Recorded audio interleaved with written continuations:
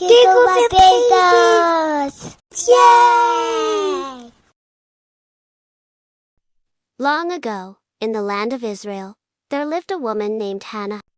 She had a kind heart, but one great sadness. She had no children.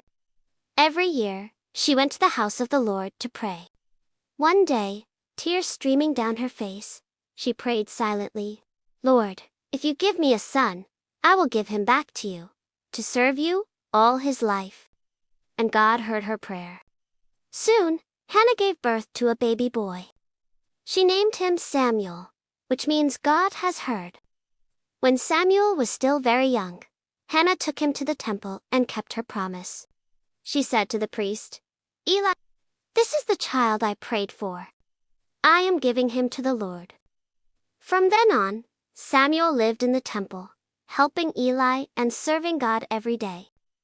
One night, as Samuel was lying down, he heard a voice call, "Samuel." He ran to Eli and said, "Here I am. You called me." But Eli replied, "I didn't call. Go lie down." This happened again and again. Finally, Eli realized what was happening.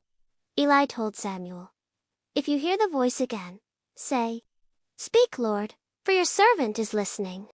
And sure enough, God called a fourth time, "Samuel, Samuel." Samuel answered just like Eli taught him. And for the first time, God spoke directly to Samuel. He gave him a serious message about the future of Israel and of Eli's family. Samuel listened, he obeyed, and from that moment on, the Lord was with him. Everyone in Israel began to recognize that Samuel was a prophet. He had been born from prayer, raised in God's house, and now he would become a voice for the Lord. Samuel was no longer a boy.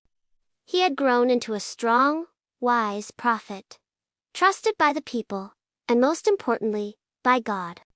He was the last judge of Israel, a leader in a time before kings. When the Israelites were in trouble, Samuel didn't rush to war. He led them in prayer.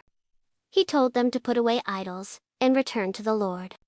And when their enemies attacked, God sent thunder from heaven and scattered them. Samuel set up a stone and called it Ebenezer, saying, "Thus far the Lord has helped us."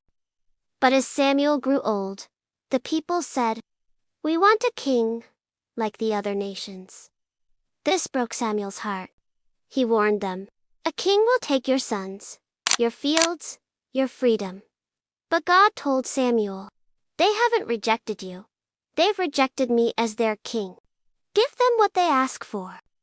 So Samuel obeyed and anointed a man named Saul to be Israel's first king.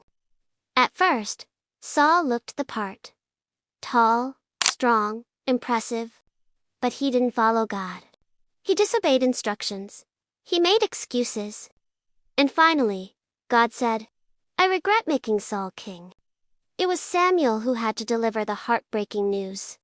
But God had a new plan. He told Samuel to go to Bethlehem, to the house of Jesse. Jesse showed off his 7 strong sons, but God said no to each one. Then came the youngest, a shepherd boy named David.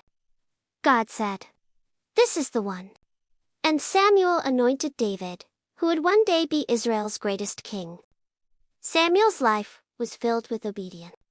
He prayed, he listened. He led, he spoke for God, even when it was hard. He was the boy who said, "Speak, Lord, for your servant is listening." And he never stopped listening. If you want to hear God's voice, like Samuel did, start by being willing to listen.